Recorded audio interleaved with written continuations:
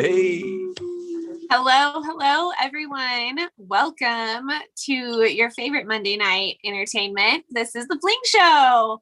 I'm here with Chris and Hemi tonight, of course, and we're going to keep things a little intimate tonight. We're going to keep things in-house, and we're pretty much just kind of going to piggyback off of our conversation that we had last week. We talked about, expectations and kind of the more of the mental side of the game. And, we want to touch on a little bit of the physical side as well, and how to prepare your body and how to deal with, different injuries or adversity that might be thrown at you. But that's pretty much the plan for tonight. So welcome, Hemi and Chris. Hey, thank you guys for welcome, being here. Chrissy. Hello, Chrissy. How's it going tonight? It's good, man. I had a weekend of no disc golf tournaments, but I still managed to get 3 rounds in. I played the Austin favorite Circle C on Saturday. Everybody loves that course. And then I played 2 rounds at Smithville yesterday, where we're going to have our women's global event coming up in a few weeks to get a little practice round in. So fun weekend. How are you guys doing? Doing great. Yeah. Doing awesome. Is that Smithville? Is that 2 courses, or is there just the 18? It's just one really fun one. Okay. I have not played it, but I'm ready to get some more travels in, Chris. Oh, we gotta go. Can't wait. That's where these pictures are from, Enchanted Rock. Love going out there in that area. I got to finally get out and play this weekend. I meant to tell y'all before we got on live, Hemi, the retention pond holes out there at Northside. Mm-hmm. That one that's coming all the way back, the long one coming back against that long fence. For some reason, it was just, I was feeling a good day today. That day, my drive went over the creek. Wow. That's 400 feet. That's when I let go of that thing, I was like, oh, about 400 to clear, maybe 380 to clear it. It was unreal. I mean, was it with that Chrissy Fountain disc? Was that with that? No, it wasn't with that. That was with the heat, because the wind was kind of behind me, and I could throw something very understable up in the wind. And good call.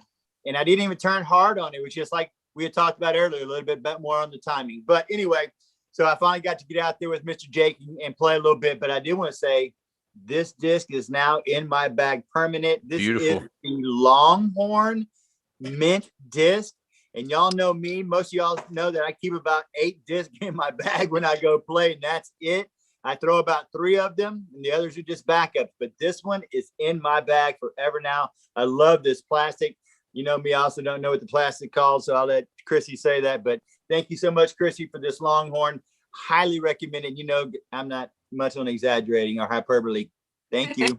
Yeah, it looks great.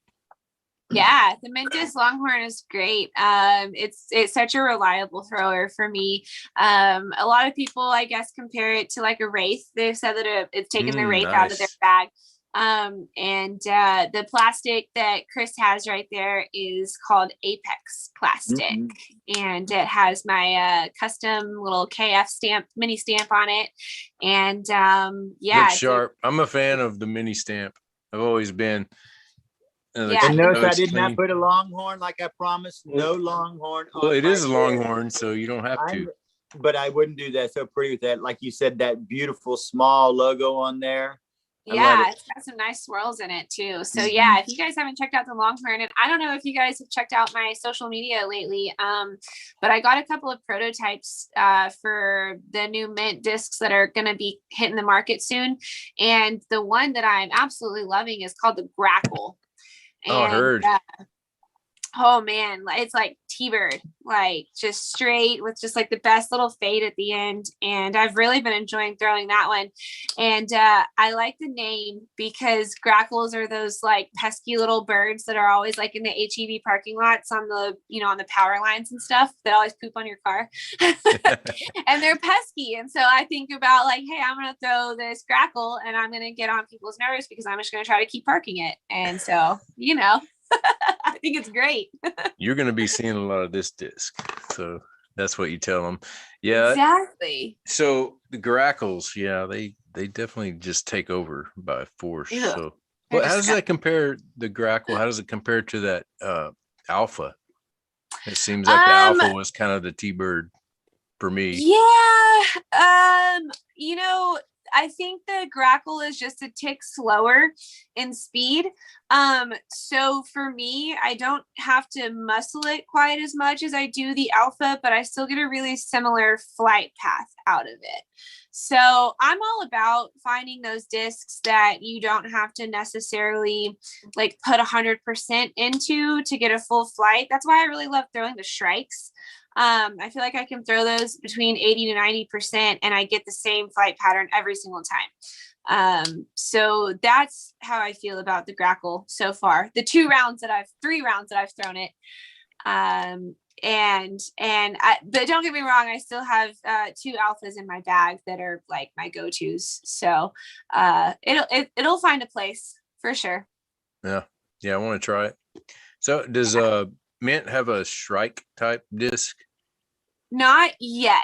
The Alf or the Longhorn, I think, is their fastest speed disc so far. But for me, it just doesn't have the same amount of glide as a Shrike does. To me, the whole key of a Shrike is the glide because it's a 13 speed. It's a fast disc. But they have the other proto that I'm also throwing that I haven't posted yet is called the Phoenix, because I haven't really figured that one out yet. But I think if I can kind of figure out its characteristics, it might be a little bit more similar, but I think it's only a 9 speed, so still not quite as fast as the Shrike, but that'll be the one I'm waiting for. Do you know how long Mint's been around? 2017. 2017. Because I a long time ago, it was before anything came out, and a guy messaged me and about doing some Alpha, and he had some early stage of the Alpha, which I guess that was their first disc. Yeah. And I just, I had this idea, and they ended up using it with the A's and the A's on the end with the ears. So my early designs, cool. But I never, connected with them. Just kind of lost touch at a weird time. But I think that's cool how they progressed slowly. I mean, they were methodical about it. They were super methodical about it. Yeah. They the Alpha was their only disc for a long time.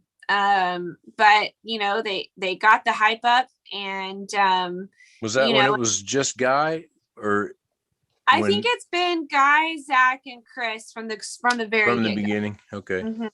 Yeah. And what a great adventure. Oh, totally. And, a lot about disc golf and a lot about life in general is kind of being in the right place at the right time. And it's funny, how like everything comes full circle, and then you make connections that you didn't even realize were going to be connections. So I started playing tournaments in 2015, and one of the first ones that we played was Shiner. Mm-hmm. And it was a Team Justice tournament. And we stayed at this Airbnb, and it was like a little guest house that had a room on this side and a room on that side. So Neil and I were on the room on this side, and it turned out that the guy who was on the room on the other side was at the disc golf tournament too. Well, lo and behold, that turns out to be David freaking Moody. And at the time, like, I didn't know who he was, but Neil did. Like, Neil knew about his, his little mobile shop that he had set up at Peace Park and stuff. And Neil was like, "Oh my gosh, like, we're staying next to a legend, like, this is so crazy, right?" How great disc golfer too, great athlete, all around, great person, magnificent person, 100%. And I've always felt like he was family. Yeah. When I was playing a lot, we played a lot and at Moody's, and I felt like it was my brother, when we'd hang out. Yeah, very welcoming personality. And it's crazy because lead us, so that was like in July of 2015. And then in October of 2015, we were playing Oktoberfest at Moody's. And by that time I had made the connection, like, hey, we're going to go play at that person's house property who we met, a few months ago. It's like all coming, like all the links are starting to come together. Right. And so when I was, checking in for that tournament, Mitch Justice, who was the TD, him and Patty, they ran the Heart of Tour, the Team Justice for a long time. And he goes, "Hey, have you ever, or would you want to play on something called Texas Camping Championships? Like, we need a girl on our team." And I was like, I have no freaking clue like what you're talking about. But again, Neil, who's like been in the Austin scene longer, played disc golf longer. We weren't even, we were still dating at this time. Was like, yes, she wants to do that. Like, yes, she wants to go. And I was like, I don't even know what you're signing me up for, but sure. Okay. Well, it turned out that the team that I ended up like being selected for was the team with David Moody on it. And like Mitch and Patty Justice were there, and Guy Boyen was on that team too. And Wow. so that's like how my connection with them started. I got to be really close friends with them. And I think at that time, like that's whenever Guy was like very first in the, in the up and coming mint disc stuff, but it was 2015. It hadn't really all come to fruition yet. But we all hit it off and became great friends. And so I was really fortunate when they launched in 2017, he reached out to me and said, hey, do you want to be a sponsored player? So yeah. Great story. Those Chris, I don't think, have you ever been to one of the camping championship or the team things out there at Moody's? No, I have not. Special event. I haven't played all that great, but I have some great memories and a lot of memory loss. But it's a lot of fun. I mean, and it's so fast paced, you would think you're having a bunch of matches. It might be kind of grueling, but they play these short runs. So your matches are like 9 holes sometimes, if I remember. Yes. Yeah. So he sets up 4 10-hole courses. Yeah. Whenever we go out there. And so your matches are like that. It'd be great to film. It'd be a really cool thing for the so much fun. God willing, it happens. Obviously last year it got canceled because of COVID. So hopefully it happens again this year. It's a good time. So beautiful property. And he takes care of it. I mean, it's like, it's like a golf course basically. Yeah. When you go play, but it's got like 2 or 3 ponds, I know 2 main ponds that the course plays around every bit of it. Yeah. And the 18-hole courses that he sets up for, for the big tournaments out there, they are no joke. They are hard. But it's hard and rolling hills and just beautiful.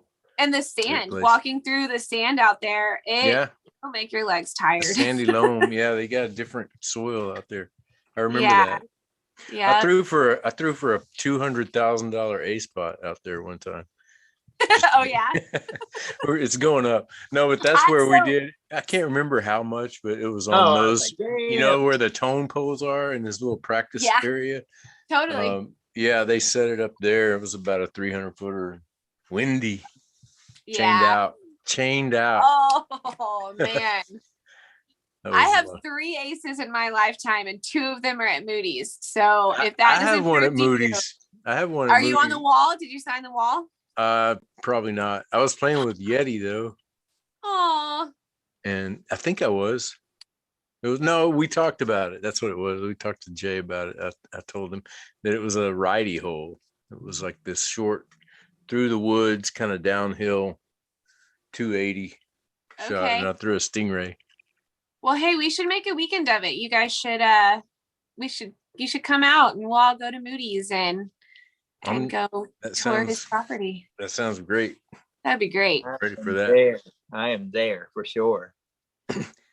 Well, I had I actually posted something on our page, and then I took it down because I felt like I was kind of robbing the show tonight or stealing it. But I kept thinking of that word pivot and how it's kind of the word of after COVID, like how many people do you know had to pivot in their life, and I kind of wanted to see how it related to disc golf and injury and stuff. Because for me, and I told Chris this, I went out yesterday to try it out, and about 4 holes in, it was back. The groin thing was like came back, and it has something to do with form, but it's also just not healed, and it's been for the last 2 tournaments. But I just thought maybe I'll just flick.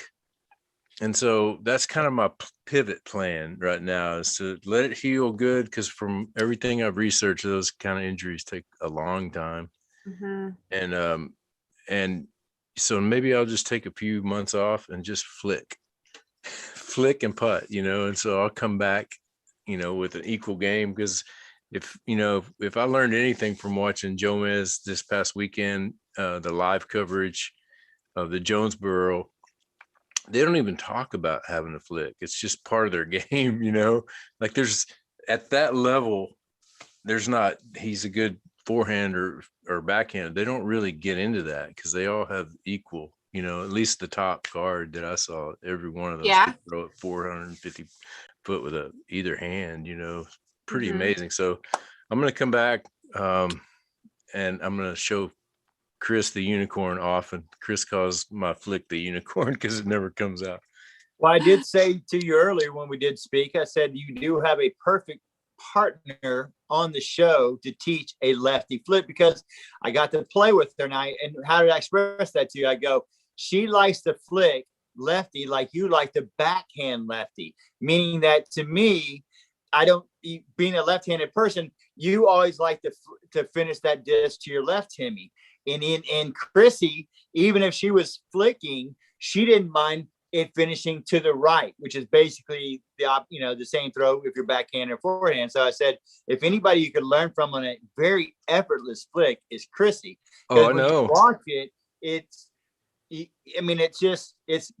good form, but it's the effortless of it is just amazing. And it doesn't matter if she's trying to go left or right, which I prefer. That's why when you're talking about how the pros play, that's why I like to backhand some holes and I'll flick some holes just based upon where the basket finishes. Whereas both of y'all prefer to stay your dominant and just make it work. Yeah. You like that and make it work. So I think that it definitely will work out between you both. Well, and that's the way the top players go too. But if it works out for physics, for the disc to be, shooting off to the left or right, they'll play accordingly. They won't just rely on their strong game. I'm not saying that they don't have strong, backhands or forehands. No, I was saying I play more like that, just very, very short, about 200 feet shorter. I play lefty, you right, do well. You throw a lot of flick up shots that I would never throw, just because, like you said, I rely on kind of the Annie shot. But if you want to get really technical, though, in my opinion, there are shots that, like, okay, so me as a left-hander, if the basket is to the right, the natural feeling would be for me to throw a backhand because my backhand would fade to the right. Mm-hmm. But in a lot of instances, that's the case. But there's also some instances when the line makes more sense to still throw a forehand and force it over, depending on the shape of the line you need to get to the hole. And so, and the same for like my flick too. Like, if there's a basket that's sharp to the left, sometimes throwing like a turnover backhand to get it over there, it's a cleaner line than trying to throw a lefty flick, just because of like the path that your disc needs to take to get to the basket. Hey, so perfect example, Chris, is hole 3 at Bear Branch. And you say, like, when we step up there, you're like, why didn't you flick it? Because it's gonna S back, it's good. Yeah. It's definitely makes sense to flick it, but sometimes you need that, I think that's where it really helps. And I've never even brought this up as a topic because it's just the way I think, but to visualize the line and the spot and the disc in the air and how it's going to fly according to, the way you threw it is crucial. That's what makes great disc golfers, is they can already see it. It's almost like you've manifested it just with the throw. Shot.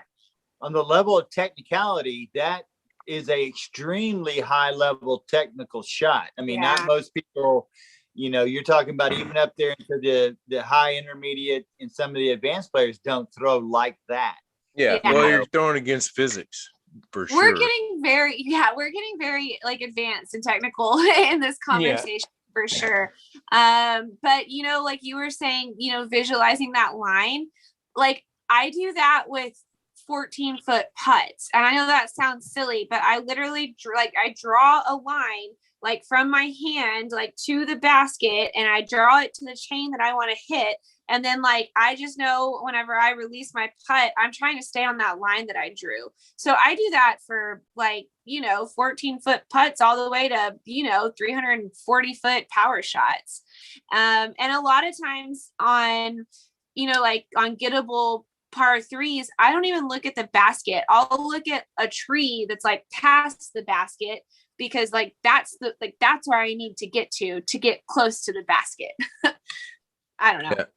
Little mental things. That's so crucial with putting, and it's so easy to forget to visualize, when you're putting. And when I've had good rounds, it's because I'm locked in to that routine. For me, in this past term, it was a routine of waiting until my eyes focus on that chain link, and don't throw until you get to that moment, no matter how short it is, Yeah. But because I feel like I'm more of a line putter, like you said, like you visualize the line as opposed to the target putter, you know. And I know I was talking to Christina, I think it was, who was having struggles with shorter putts, and I was just saying, lock into that link, but she's not a target player. She puts it on a line and throws it. Yeah. And so in her mind, she's not really aiming and so I've always joked, I'll have whole tournaments where I forget to aim. And usually those are the tournaments that I don't play very well in, Yeah. Because sometimes you get those surprise makes, and it's all just routine, and it felt so weird, and there's no way you in your mind you could make that, and then it just went in just because you did your routine. You're on autopilot. So backing off a little bit back to that pivoting. So I guess I hear from you right now, Hemi, is we've talked about the injury, and obviously I knew you were trying to play through something much worse than you let on to anybody else. And I got to see the photo and everything else, plus see you limping the way that I saw you limping. So pivoting back to it. So it looks like, the tournaments aren't going to be in your near future. So it's going to be focusing on the opposite, your opposite throw, not the backhand, but the flick, but also a lot of putting, I would imagine, would be going on into this whole kind of routine to pivot away from the tournament play. Yeah, I want to bounce off of that good vibe I had going. I want to keep that going with my putting, because sometimes when you get in these ruts of your putting practice where it doesn't seem fun, but you have to understand how fun it is. And sometimes when you have a hot round or you finish hot, then you kind of want to carry it forward and say, maybe I'm going to go throw some putts now, but just to try to develop something fun. But I'm, as far as the throwing goes, the forehand idea is just something that popped into my head. I haven't put it to the physical task yet. I mean, it definitely felt good practicing when I stopped throwing backhand yesterday. It felt fine on the forehand. So maybe I'll do that for a while, see what happens. I'd really like to get 400-foot forehand. Wouldn't we all? Yes. Wouldn't we all? What I'll take 3. Yeah, right. For sure. And Chris, you're going to be going to Utah here in a little while. So what's your mentally going into a different state? Have you played there before? Do you know the course?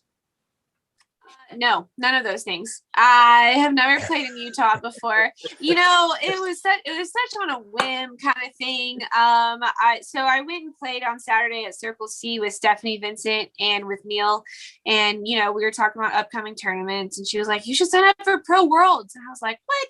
Like that's crazy. I don't know if I could ever play in that tournament." And then, I don't know, I got to looking at it, and my amazing, encouraging husband was like, "Yeah, you need to sign up for that tournament." He was like, "I don't care if I have to like stay behind and babysit the dogs or whatever I have to do." He was like, "You need to go play in that tournament." And so I signed up on Saturday night, like as we were laying in bed. And then I woke up on Sunday, and I guess I kind of forgot. And then, on Sunday at some point mid-morning, he was like, "Oh, I'm so excited for you." And I was like, "What?" I don't even know what you're talking about. And he was like, "You signed up for Pro Worlds last night." And I was like, "Oh my gosh, I did that." So I'm going to embrace it. I'm going to do the best I can. I'm going to go back to managing expectations like we've been talking about a lot. Because that's all I can do. I do have a big number of tournaments coming up between now and then. So, I think I'll have a lot of time to prepare. And, I think that for me, this probably isn't like a great thing, but when I have a big tournament like that in my sights, it's a lot easier for me to get motivated to practice more. So, no doubt. Yeah. Yeah. No doubt. I don't know. You should always want to practice regardless, but when you have an event like that coming up, it's definitely some extra motivation. So, no doubt. That's exciting. Yeah. I talked to one of the guys I played with is taking his boys if he could get in or whatever. Yeah, Mr. Bente. And how exciting would that be? He's 18 and I think 12 is his younger son, but it'd be great to go just to even spectate. So that's cool. You get to do that. I only got to be a part of one Worlds. That's because they held it in Kansas City. Oh, okay. So it made it easy on courses that I knew. What year was that, Hemi? 09 or 09. Yeah, 09. it was the year the Jenkins won, Val and Avery won. And I finished 5th in Masters. We called it Masters back then, Chris, in case you didn't know. MP40, I finished 5th, and it was a blast. I mean, I was on lead card, all weekend pretty much until I fell off second to the last round, dropped a few there. So would you say it was the bigger tournament than the USD DDC that you played in? No, there's nothing bigger. There's nothing bigger than USDGC. Yeah. At least when I played. It's getting to where now all these events look like USDGC in terms of talent. Mm-hmm. I mean, because that's where you wouldn't really have back in the day. You wouldn't really have, the national tour like we have it now. So you wouldn't have all the guys at same part of the country. They were all sort of, you had the Florida guys, Climo and doing that thing, and then you had the West Coast guys, Nate and all those guys doing that thing. So it wasn't really as unified. So when the USDGC happened, you knew it was that one event. It's like, man, it looks so good. I mean, they were the early coverage, live. They tried to do live. When it was, way before Jomez, they were trying to pull it off live, and they had streaming issues, just we weren't set up. There wasn't a strong enough grid on the computer world to handle it really, or they just didn't have the money that equated to, good streaming. There wasn't even the streaming concept, I don't think, back then. Did they actually have computers? I don't even think they had computers back then. Yeah. Sorry, I had to say that's okay. Wow. Actually, that's not far from, I think we got our computer. I mean, I had an old PC for a long time, but I only got this Mac in about 08. So yeah, there was no Facebook. I know that. It was MySpace back then. MySpace. Well, this comes up a lot on the show because it was kind of a battleground when you go to the PDGA message board. That was, for me, that was early social media because things got ugly and, real quick. And that was my first taste of how the medium is not really good for communicating among groups of people. And because it was early Facebook, and then Facebook came along, blew it out of the water, made it obsolete. But it was interesting. You could archive arguments. Oh, that's cool. It happened a lot. In my opinion, these days, it's hard to even be a competitive disc golf player if you don't have a Facebook, because it's, it's such a vital form of communication. That actually takes me back to like the very first Texas Women's Championship that I played ever.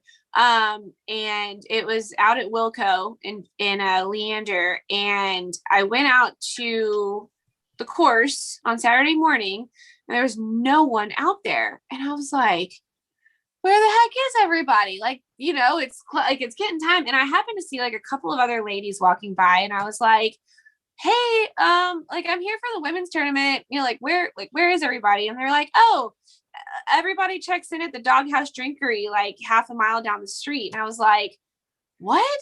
I was like, how did you guys know that? And they were like, oh, it's on the Facebook event page. And so that was my first taste of realizing, yes. I was like, the what? And then I go and I look at it, and there's just like so much information. Like, oh, here's the caddy book, and here's the rules, and here's the schedule, and that was a big awakening experience for me. We've heard and interviewed people who say that the only reason they have it, I think Jay is one of them. The only reason they have it is for informational stuff, like for disc golf. Yeah. And really, to be honest, that's pretty much my whole page. Disc golfers. Yep. Yeah. And some friends, family, but the bulk of it is disc golfers. Mm-hmm. Growing like crazy. Hey, on a good front, we had a meeting with Northside Chain Gang, the cabinet meeting, and they're going to be moving forward with their next tournament. An open weekend and an AM weekend. They're going to separate the field, and they're going to run them separately at the Northside Christian Church. I've got to talk to Sheldon the other day when Jake and I were out there. And it just makes a lot of sense with what's going on now. Wow. And how the tournaments are being run and the participation you have. So it gives us an opportunity to run a true novice division as well. Because I don't know if y'all noticed, I'm pretty sure y'all didn't, but the novice field at the Spring Wide Open or Spring Spectacular or Spring Wide Open, whatever we like to call it, was like, I want to say 14 to 20 people in participation just in a novice division alone. So it'll give those guys an opportunity to fill that spot like we have all been talking about. So we're going to be putting into action what we've been bringing up for the last couple of months. So stay tuned for that to be announced here, hopefully within the next couple of months. That's awesome, Chris. Yeah, good idea. Yeah. Who gave you that idea? Yes, exactly. What's funny is that not argument, but the conversation you and the guy from the So Classic, Miles. Yeah. I'll never forget that conversation now. Well, he was dead on. He was dead on because we were talking about how to fix the PDGA or whatever. Right. And he just said, you need AMs. Separate them. And pros. And he was right. That whole discussion has been a major source of contention, I guess is the right word. There's been so endless debates in the last even 4 to 6 months about how do we restructure this tournament, this tournament registering and stuff to where everybody can get in. Do you guys remember the days whenever you could bring cash and walk up to a tournament the morning of and sign up for a tournament? Gone. Yeah. Gone. Long gone. Yeah, that's another thing I was gonna say about the pivot. It's like I can't get in to these tournaments because I'm not fast enough on the computer, so I'm gonna take a break. But yeah, that's dividing it up like that would take care of a lot of issues. You could get more AMs in, you could get more pros in, you get them all in. Now, I hope on the flip side, as we talk about this moving forward, we kind of hopefully make not only our viewers aware, but the people that we are around aware of. That's a lot more work on these TDs now. A 1 week tournament's one thing, and you and I have done back-to-back match plays, weekends back-to-back when we did that intermediate one because of the participation level we had. And you and I were so drained after those 2 weeks, and we don't really had to deal with the PDGA. We were just dealing with the tournament itself. So we do need to be mindful of and give a lot of credence and respect to the tournament directors and all the people moving forward, how much effort that they're going to be putting forward to doing back-to-back tournaments for these events. So think about this too. Think about this, Chris, when you said that, because that's the first I'd heard. I guess you were saving that one. I was. Well, thank you. Thanks for the surprise. what my mind immediately went to, well, now the pros can help the AMs and vice versa. You know, like on the AM weekend, that frees me up to, you know, at least spectate or go help out, or, you know, just kind of, it's a really win-win situation. I like it. And I know that we've tried it in the past at Northside. I know there's been like a pure open tournament, but they didn't schedule to my knowledge, they may have, but they did. I was thinking they didn't schedule an AM weekend, but I know they've had total open. I know that TJ and Sheldon put that together. Well, it also allows us to, especially with Northside, the freedom to say, hey, you know, the novice players and some of the beginning players in the FPO divisions as well, do we really need them teeing off from the back on one? Can we make some of these holes and adjust them to where it's a little more playable, to where they feel much more competitive? Whereas, you know, as well as I do, there's a few holes out there that can be kind of readjusted, teed off in different areas to make not only the tournament run a little smoother, but also have a much more enjoyable experience for the player themselves, you know, because who likes to shoot an 11 or see someone shoot a 17 on hole one, you know? So adjust the course to the days that are being run and the field that's going out first, you know, such as the early novice players, such as maybe the early FPO players, they would play something then different than what the intermediate and the advanced who are used to playing that hole one and hole 18 and some of those other more technical holes. You follow me there? So it just allows for that freedom as well. So, and it just, what we're thinking about, and I was hoping to interject that, was it just makes the experience of those players for their first tournament. Who wants to go out and shoot 150 over? Nobody really wants to do that. You know, that's not really fun. So if you can make the course more adaptable to that player's level of play and still be under the PDGA certification, still with the 18 holes, still so they can get a rating on their score and everything else as well. It just allows for a much more enjoyable tournament for them. Yeah. And that goes back to what we were talking about. Where those how do courses get rated? I mean, how, like, if you're going to say change Northside, how does that change the rating system, and how does that get inputted, or, you know, I think it has more to do with the players who are getting rated than it does like the rating of the course. Yeah. It's distance, OBs, and then the tournament director gives that as far as the rating. Then they rate which hole's the hardest, 1 through 18. And so that's kind of the rating system they go by, meaning, you know, first, how long's the course? How many hole are the courses? And then you rate the course as far as how difficult it is. And then as a tournament director, then you input the weather for that day, whether it's raining or if it's windy, that changes a rating as well. And then, as Chrissy just said, then it goes by the players of that day, the highest players rating, the lower players rating, and then they try to get somewhere in the middle, and kind of there's a formula there from there on. And it's we're getting into a major rabbit hole talking about and algorithms. I know. I agree. You know how I feel about it. And we've talked about that before, and that's why it's good to, you know, ratings have always been this kind of strange thing, because the big dogs would come to town back in the day, and there'd only be about 3 or 4 of them, and they'd all be close to 1,000 rated. And the first round would take place, and they'd be kind of sprinkled in there. And then by the end of the tournament, the top rated players are on top. I was like, why is that? Is that the number that did that? No, it's because they're out there touring, you know, and they're out there playing every you know, every weekend and practicing for playing, you know. And so we, as just kind of casual golfers, would be in awe and of that number, you know, but it's just a number, you know. But trying to break it apart and get to an exact number, you can't do it, but I think it works pretty well. Well, I feel like 973 golfer right now, you know. Well, Hemi, though, you had a good idea, and I kind of like what you said also is while I like separating the AMs from the open players, there's still too many dang divisions inside divisions, because there lies the real rabbit hole. It's like, are you really a rec player or is your talent really an intermediate player?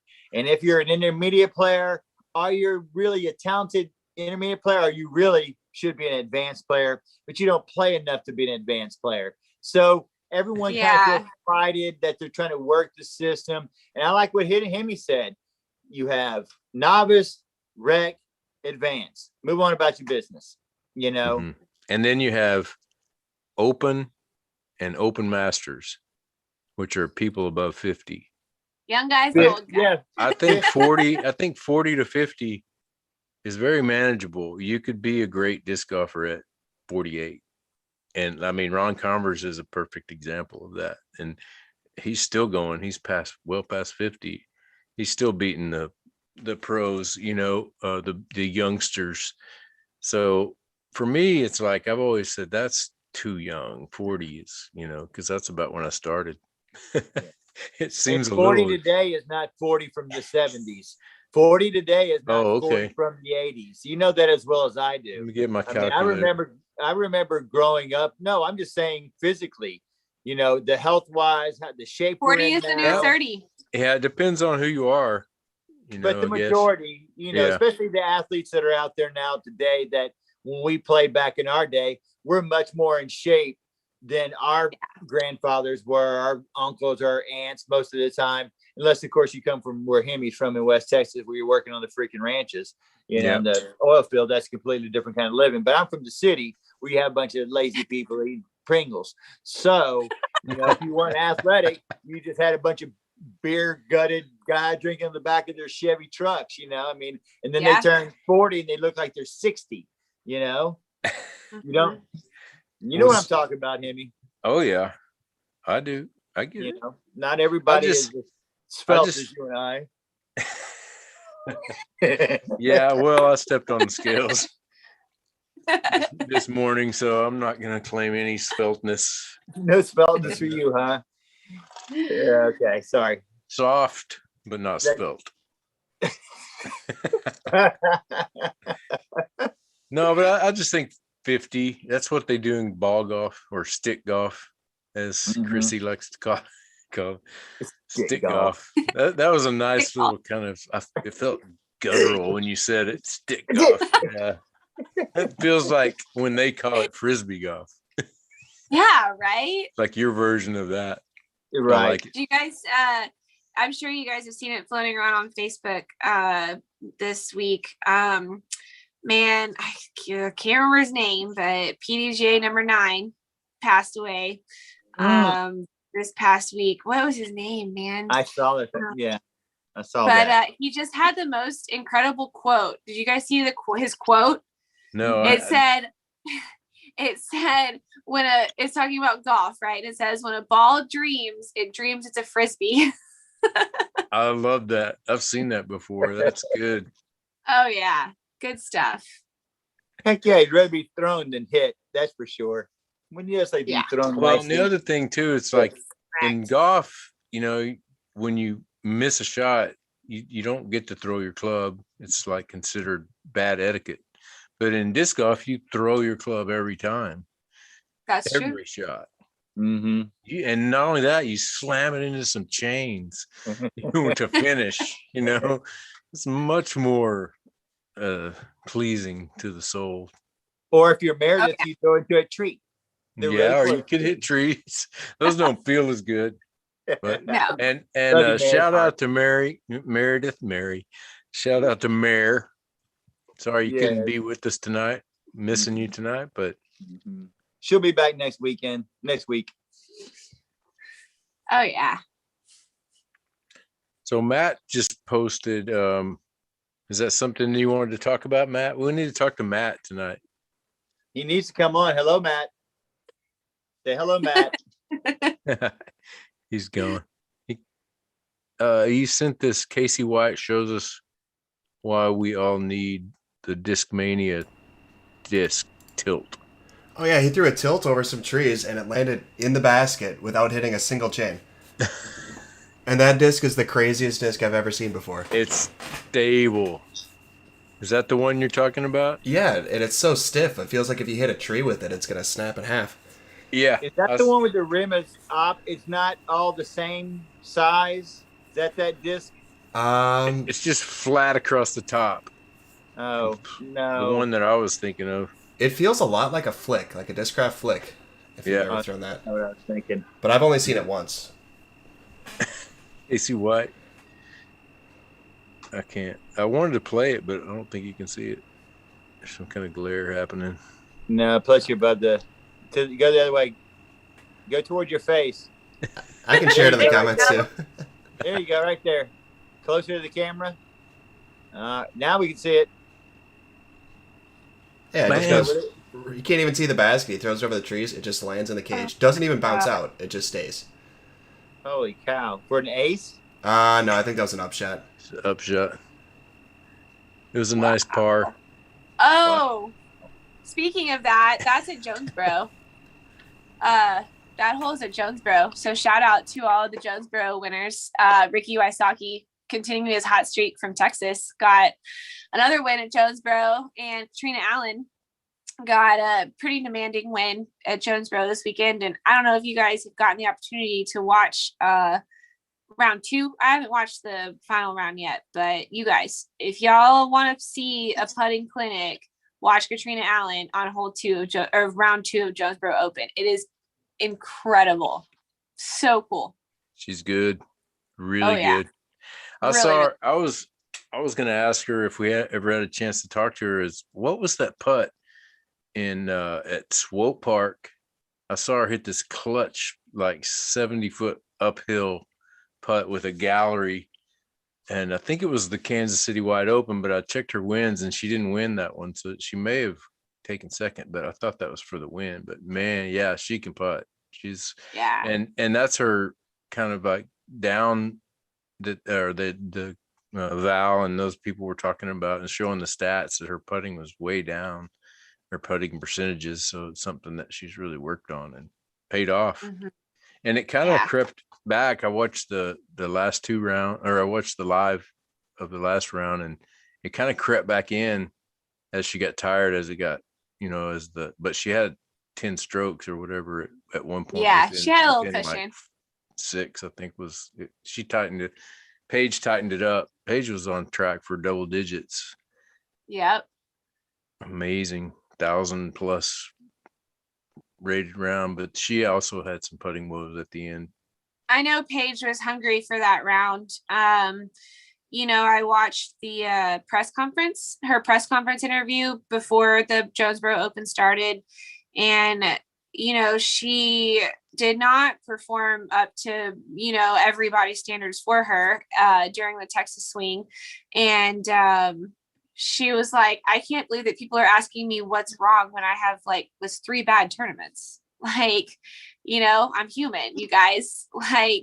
Just give me a chance to. I can't imagine what that would be like, because we talk about disc golf famous, but she's getting like famous. I mean, it's like, I can't imagine, but she has to find her own middle and her own happiness without all that other stuff, or without feeling like you have to please somebody. And it sucks, because you're in a position where you have to interact, and she's really good at it too, with the clinics and her social media, stuff like that. She's great at it, but at some point I think you have to block it out, because you have to get back to why you're out there, right? And it's to play disc golf. And she did mention that she's actually hired 3 people as like a support staff to her, to basically I don't want to say completely take over her social media, but to help her with that, because I think as these pros, they get more and more prevalent in the way that our sport is moving, that it's an expectation that you have to be good on social media. You have to have all those clinics and all those outreaches. And then you get so inundated with marketing yourself and marketing your brands and marketing your sponsors, that sometimes you lose sight of disc golf. and that's why it's amazing to me, not just her, but I mean, Ricky and Paul and all those top players, they all got to do the same thing, but it seems like her being kind of the first Michael Jordan of disc golf for a female side, she gets a little bit more, than she takes on a lot more, I think, than most. But at every level, it's huge. And Chris, you were nodding over there. I know you're thinking what I was thinking is like, there's so many business opportunities right now in disc golf. If if you're into that kind of thing, I mean, just to have I'm thinking a few other things as well. When I hear you say that, I smile because that A is a great problem to have. B, someone paying attention to you and caring about what you're doing is called a fan. Mm-hmm. Fans are wonderful because fans are extremely supportive, but of course we all know the negative side, but that is what fans are. And basketball players have been dealing with this. Football players deal with this. Boxers, MMA, anybody who's famous deals with not only the social media part of it, but I wanted to kind of pivot back to the expectations part of it, because everyone expects there's kind of like a Dallas Cowboy fan. The Dallas Cowboy fan thinks their expectations to always go to Super Bowl every year. We're Dallas Cowboy, we go to Super Bowl. It's been 25 years. Wake up, you ain't always going to the Super Bowl, you dumbasses. It's not going to happen. But the expectation of the fan doesn't change. But the player is the one who has to feel that. And they're the ones where they can either, come out of it and be better for it. And like a LeBron James, who seems to just wash it off and it doesn't ever matter. But he does have that team behind him, just like you were talking about. And know Ricky has a team behind him and the other guys do too. So it only makes sense because it is overwhelming. You can only spend so much time in front of a computer. And some people, that's just not their bag to spend in front of a computer. So it's smart to get somebody else to do that for you. Pay them a few dollars, because a few dollars that you invest in them is going to come back to you tenfold, as long as you handle it correctly. You can't handle it like some people who get real big headed, and next thing you know, it all kind of just caves in on them, and they can't take, as Hemi says, the expectations of others. Heck, it's hard enough fulfilling your own expectations, much less who cares about others.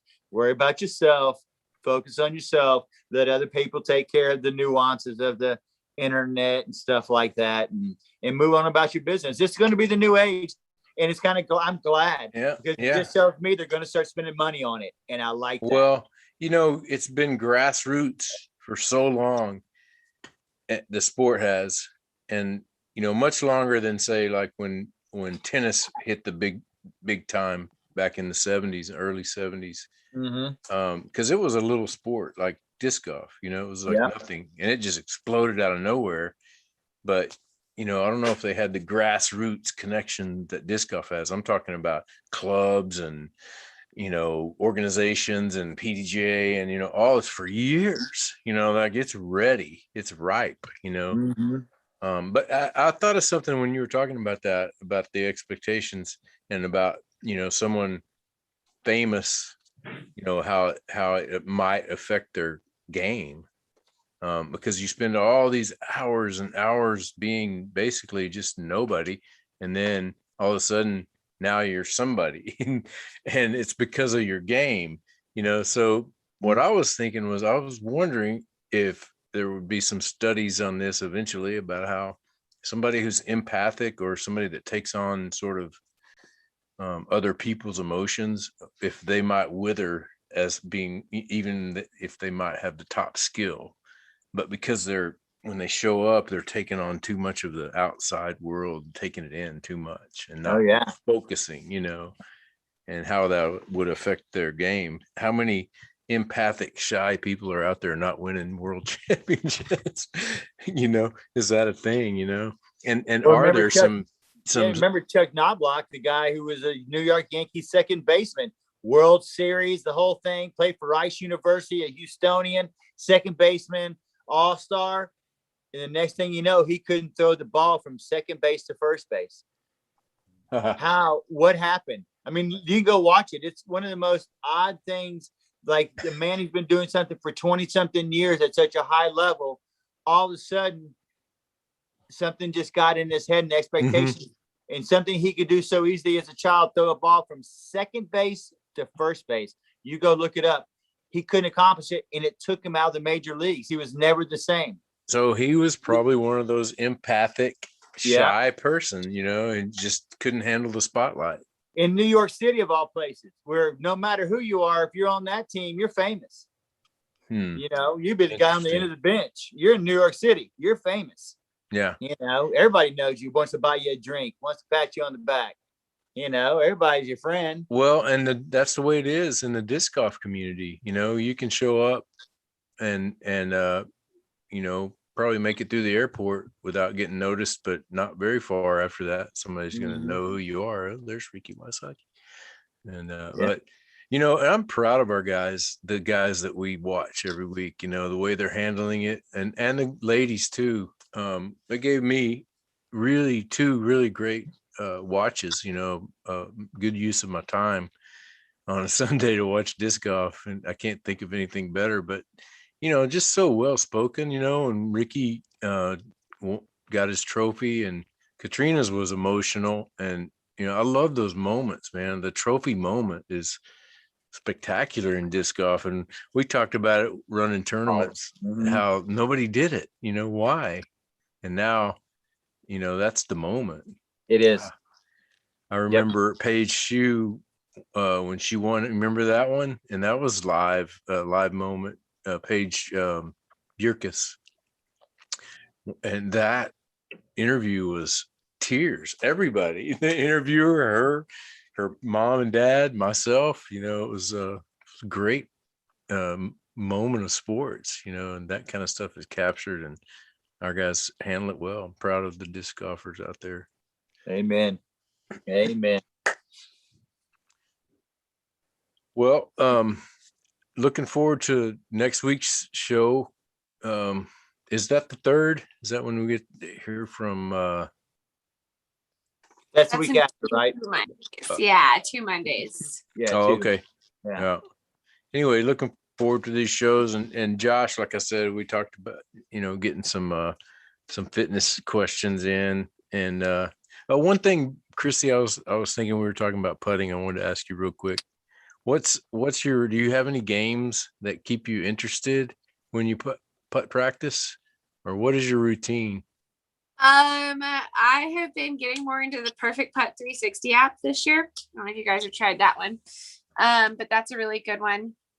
And I try to have structure whenever I plan my putting practice sessions, because I feel like if I don't, I'm not fully mentally engaged in it, and I'm just kind of like going out to random spots. So I like to have a game plan. I like to have visuals. I like to take a can of spray paint and mark off, you know, like 5, 10, 15, 20 feet. Because I like to like really have an idea. I always make sure to put a lot of upshot practice into my putting practice too. If you have the room to, I think it's really important to do that. Because if you can dial in your upshots, then it takes a lot of stress off of putting. But I like that the Perfect Putt 360 app gives me that structure. Like there's no, like, it kind of takes the thinking out of it for me. So, yeah. We were talking, Scotty and Christina at Spring Valley about that. That's how I was saying. To me, that's the best putting practice that you can get, is throw a stack of mid ranges and then put them out. Yep. And because then you start, like you said, you're working on 2 things: getting it up, scrambling, and then putts, and then not just putts, but putts that aren't coming from a stack. That's what I like about the putting, the upshot. I think practice. That if I see people who take a stack of 10 putters and they do a 15-foot putt, but in between those 10 putts, they never reset. And to me, like, that's just not a good replication of what like tournament putting is at all. That's what I was trying to tell Christina, is that, you know, it's not as much the practice as is practicing the moment. Yeah. That makes any sense. You're not just practicing the putt, you're practicing this moment. And that when you do the upshot thing, it's the best thing, because you, like I said, your discs are all spread out. So when you step up to that disc, it's very much like when you step up to your upshot during a tournament. And you can throw the mini down if you want to really emphasize that whole routine and do your whole routine. But I struggle with the mini thing. That brings up a good point. I struggle with like finding that consistency during practice rounds, because I'm like, oh, it's just a practice round. Like, I'm not going to put my mini down. But if you really want to be legit, and you need to play your practice rounds like a tournament round. And so, a lot of times if we're just out playing a casual round, I'm like, oh, my friends are going to make fun of me because I'm putting my mini down. But, you just have to think that, like, it's everything. It's all for a bigger purpose. And if the people you're with don't understand that, then I don't know. Sorry on them. I don't know. Another tip that I have, and this is kind of for like field work, I guess, more or less. If I warm up with I always start with putters first. I always start my putters first, and then I move up to mid ranges, and then move up to drivers. And when I throw my first putter, like, no matter if it's a good throw or a bad throw, like wherever my first putter throw lands, I'm going to try to land the rest of my putter throws in that spot. And instead of just like throwing out far and like not having any kind of like point of where you're trying to throw, wherever my first mid-range lands, that's where I'm going to try to land the rest of my mid-ranges. Because then at least you're aiming for something and you're not just like doing field work to just like, throw as hard as you can. There's a purpose to it. So I think that's always a really good tip for field work and warming up in general. We were talking, I can't remember who I was out playing with, talking about the Bushnell and how it's part of disc golf now, because of their involvement with the sport, which is great. But it's also, I think the best practice is to not know how far it is. And it's counterintuitive, because I always want to know how far it is. What is this, like 350? You're always kind of gauging as if it gives you some kind of fair advantage. But the reality is, you really strengthen yourself by not knowing, because then it's just sort of this abstract thing that you've inputted into your computer brain. It's like, but it's very exact. And you always have a gut feeling, right? And I would say like 99% of the time, like your gut feeling is going to get you the results that you need, whether or not you know how far away the pin is or whatever you're aiming for is. I mean, yeah, I'm sure it's helpful, but maybe not. What about you, Chris? Do you have to know what the distance is? Well, it's funny now because I've dialed in what my distance throws are and what I can kind of throw, because I'm not real far. So it does kind of play a more for positioning. It is kind of nice to know that it's like when Chrissy was on hole 18 and I told her, you going over it, even though you could go over, it's not really beneficial. So it's more beneficial for you just to lay up. So for me, sometimes if a Bushnell looking to say, hey, that's for something. Yeah. If I try to get to that, that's silly. And I'd rather throw something much more safe. That's 300 with an upshot of 100 and something, because I'm not going to make that putt anyway. So I find it helpful for me in that sense, in a shorter range. But also another thing is I don't see as well.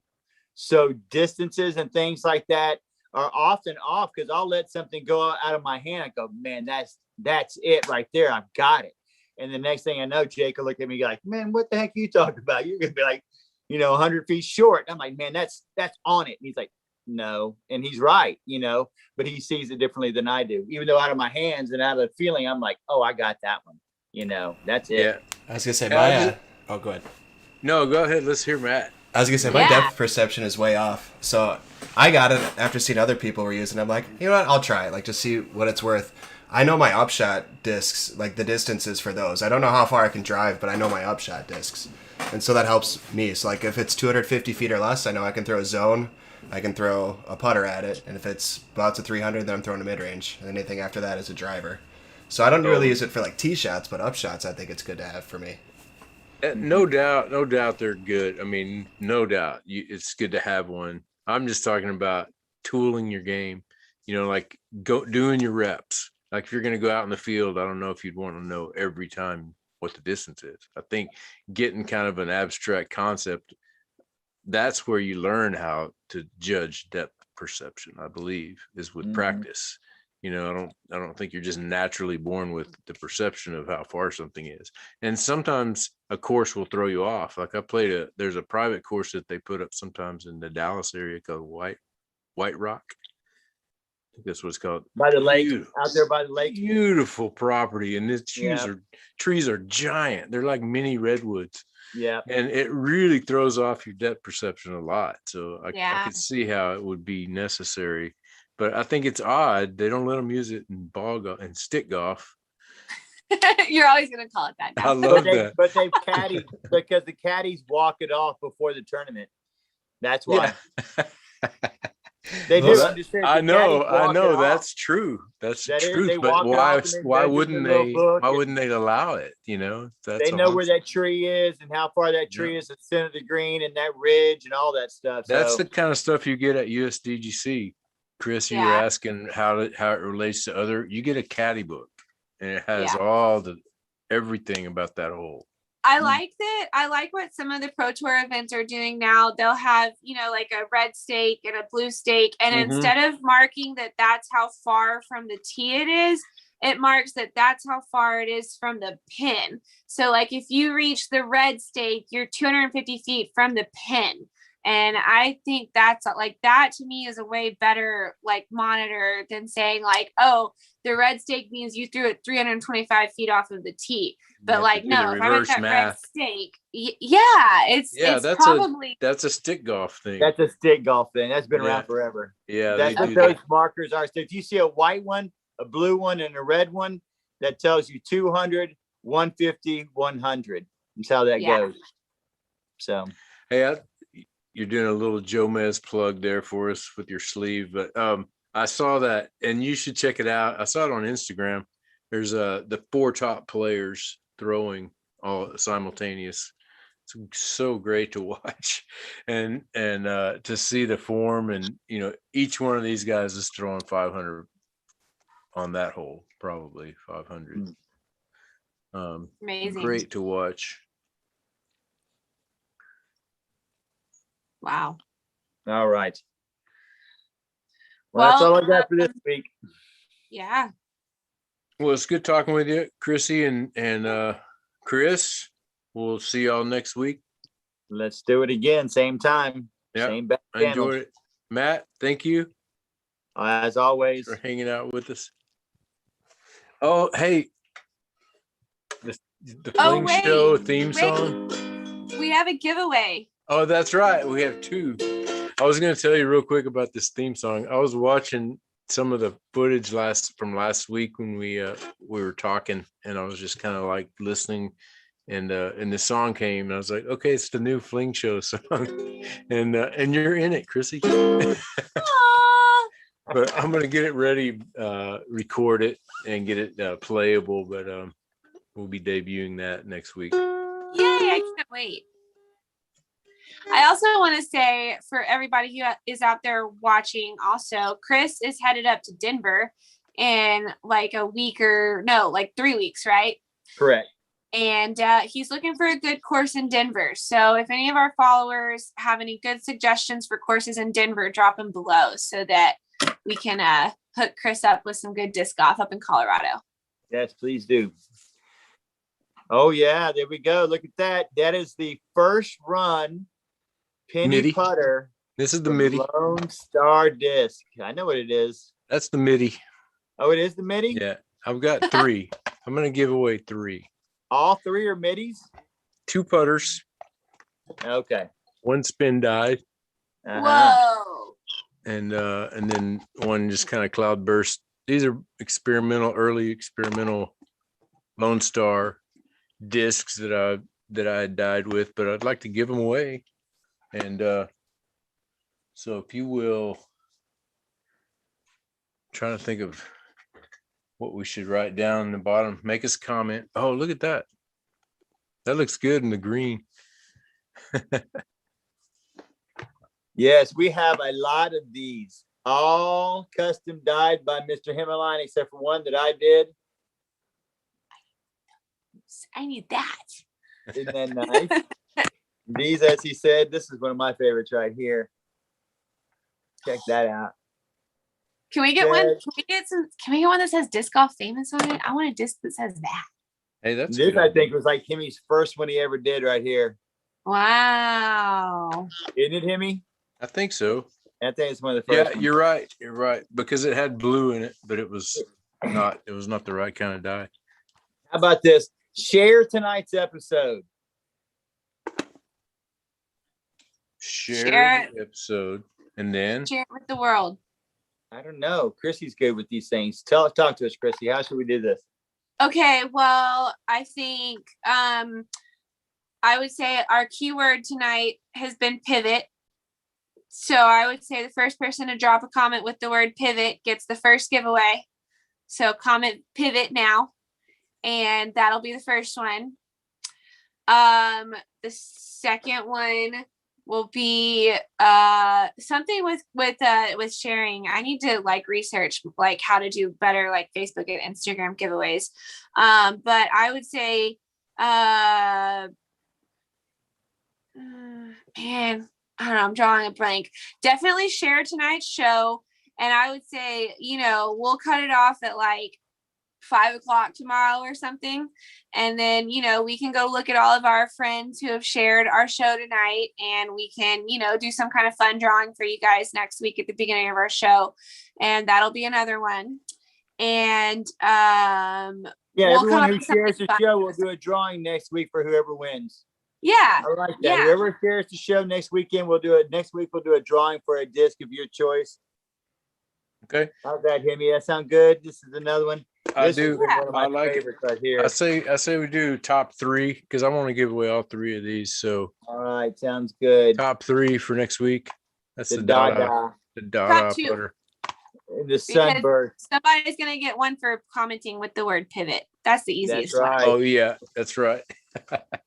So we'll give Yeah. away 2 next week, unless you guys have a third one to throw in the pile. And this No, one, we'll yeah, have we more got forward more. shows This coming one right here, this MIDI feels like a thrower to me. I mean, it's and Oh, I both of like these the first putters. run MIDI. That's one of the ones that I do have, and I still throw it in my bag, even though it's not PDGA certified.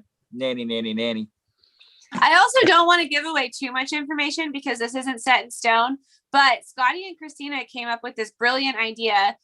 So if you guys watched the show last week, you know that me and Hemi were both had pretty epic finishes to the Spring Wide Open in the form of tiebreakers, right? And sudden death playoffs. And so Christina came up with this awesome idea that we're gonna have a revenge match, and it's gonna be me and Hemi versus Infante and Christina in a friendly little doubles match. I love it. At And Spring Live. Valley, where are we gonna Film. do this? Film it live. has to be at Spring It Valley. has to be at Spring Valley. It has to be at Spring On the Valley. silver, same And I'll layout. be filming Has to it. be the same layout. Talking. Yes. So we're Yeah, gonna I find a like that. good weekend. We're gonna fling show it. It's gonna be either live or something. I'm not really sure yet how we're gonna do it, but it's gonna be epic. That'll be so fun. Maybe we'll raise some money for some donations like you did when you and Griff did that battle as well. Yeah. And raise some I love it. money. I love it. Yeah, All right, let's do it. And yeah. I'm so Houston excited Food Bank. now. I'll start making some of my little creations for that one. Okay. Oh yeah, that'll be good. No, I And then, love it. you I know- love having a cause and playing for a cause. It gets people involved, and something I learned from Griff that he's always done. The Gorilla King Griff over there, but he's always involved the community, and we've had our match, and we raised some money out of nowhere, like just off a thought one morning. It was one Saturday morning. $800 in less than like 12 hours. Yeah. And it was just because Griff said, "Hey, why don't we give the money away?" So, Yeah. okay, Cool. good idea. So yeah, I'm looking forward to that. It's interesting too how it works out because you got Christina's a lefty, Michael's a righty.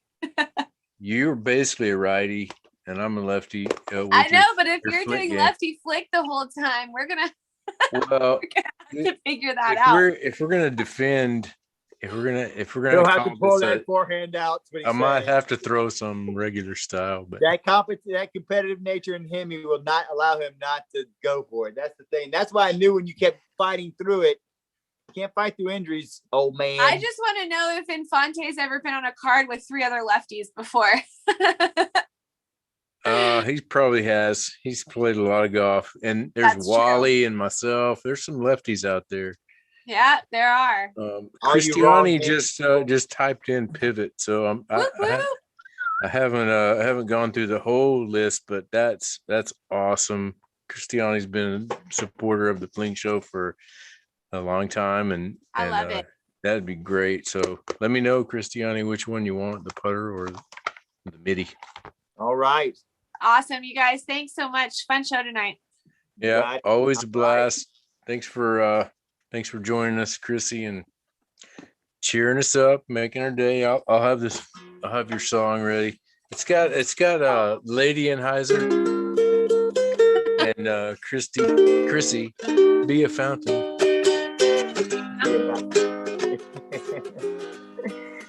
All right, can't guys. Well, until next time, play disc golf. Play disc golf. Throw something in the air. Like just Kill don't. your TV and just come outside. We're gonna take you on a beautiful ride. The Fling Show. The Fling Show. The Fling Show. The Fling Show. The Fling Show.